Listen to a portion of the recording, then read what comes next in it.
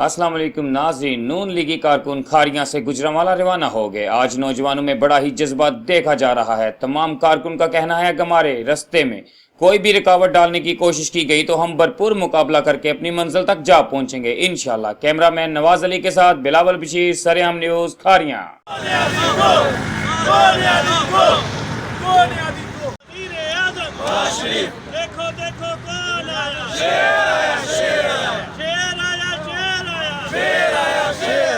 جو 2 سال میں مہنگائی، بے روزگاری اور افراتفری جو اس قوم کو دی ہے، آج اس کا یوم حساب ہے۔